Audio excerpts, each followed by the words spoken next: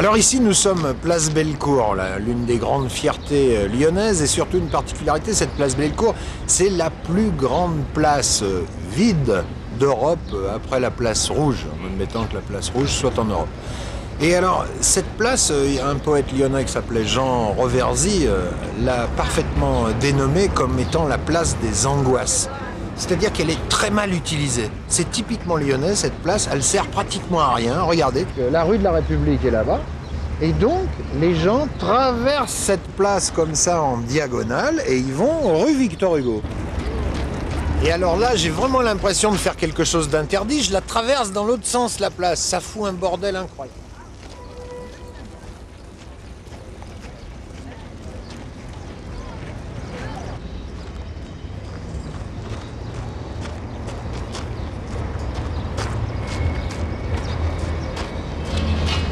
Des fouilles, des vestiges gallo-romaines qui ont été soigneusement camouflés sous une plaque d'égout.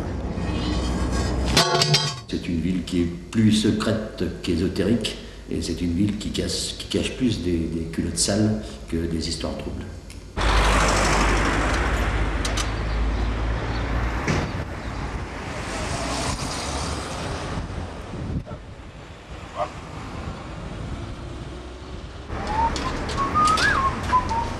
Alors voilà, ça aussi c'est une très belle arnaque, mais enfin il n'y a pas qu'à Lyon que ça se fait, hein, grâce à la famille Schlumberger qui a dû concevoir tout ce beau matériel pour nous prendre notre pognon. Un jour, la ville s'est arrogé le droit de confisquer en quelque sorte les trottoirs. Je ne sais pas si c'est tout à fait d'ailleurs légal, hein, cette histoire de machin. Je ne sais pas si la ville a le droit de s'approprier la commercialisation des trottoirs. Gros problème.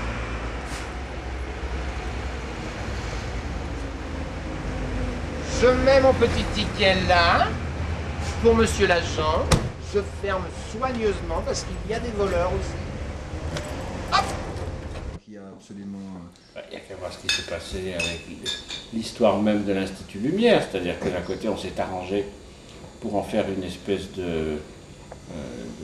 d'institution, effectivement, et en même temps on a complètement loupé la revendication de l'apparition du cinéma dans cette ville. Ça n'existe toujours pas. Toujours pas. Là, je reviens d'Allemagne, où justement je suis dans un projet qui est un projet de film.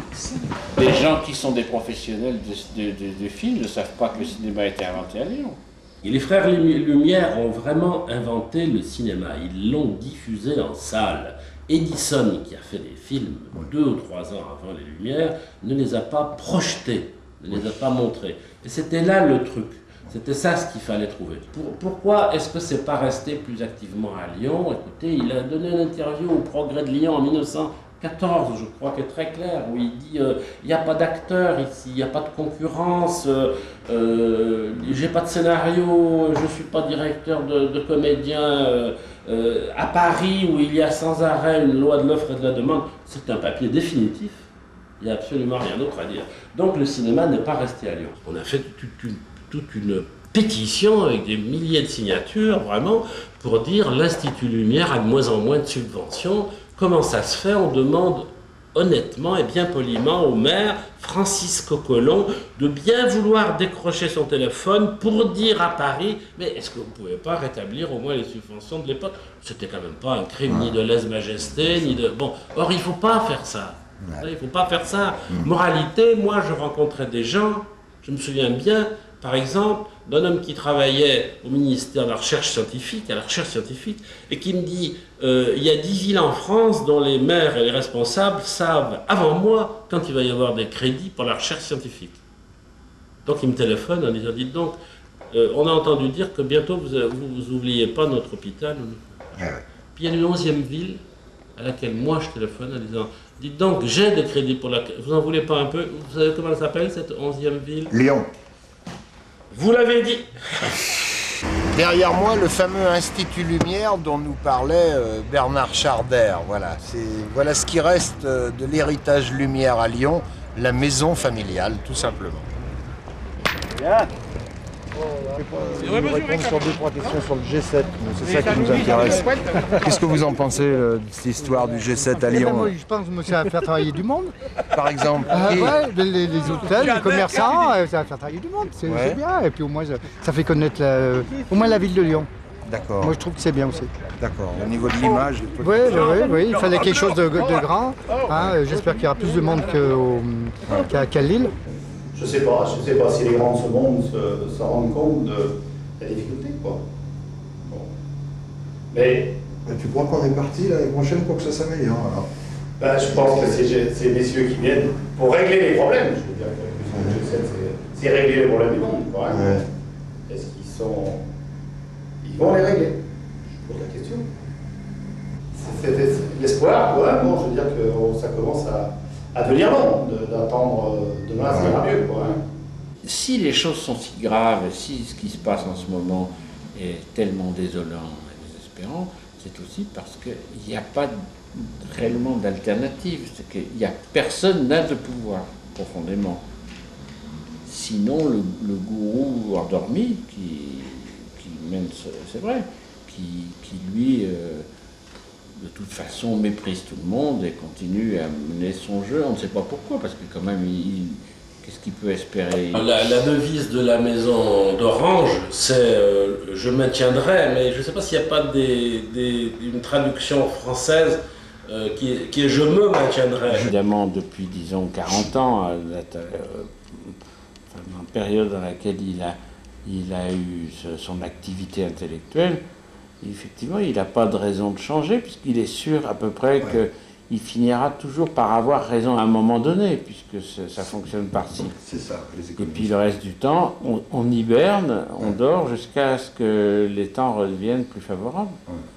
Là, je pense qu'il doit y avoir un côté... Il doit y avoir un côté dans cette espèce d'accession à une sorte de petit royaume à part qui est Lyon, une sorte de sentiment de revanche sur toutes sortes de déconvenues philosophiques qu'il peut avoir. Parce qu'en réalité, c'est vrai que la philosophie qu'il incarne ou qu'on peut imaginer, elle est quand même complètement obsolète. Tout le monde le sait, je crois. Et faire comme diagnostic, ce diagnostic catastrophique qui fait sans arrêt, c'est pas parce qu'il y a une situation de crise, c'est parce que son analyse est fausse, donc il est obligé de constater que ça ne coïncide pas.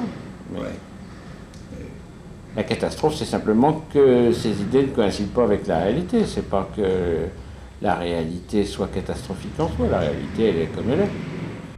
Voilà, on s'arrête là et nous n'avons pas l'impression d'être des vilains garçons, mais nous aurions pu vous causer de plein d'autres choses qui font partie des curiosités lyonnaises. Par exemple, la concession de TLM accordée à la Compagnie Générale des Eaux, ou encore les travaux de réfection de l'Opéra de Lyon, ou encore de la démolition de l'échangeur de Perrache, ou encore de cette fumisterie du CEC, le Centre Européen du Cinéma, ou encore de Madame Barre qui n'aime pas Lyon, ou encore des Hugues, etc.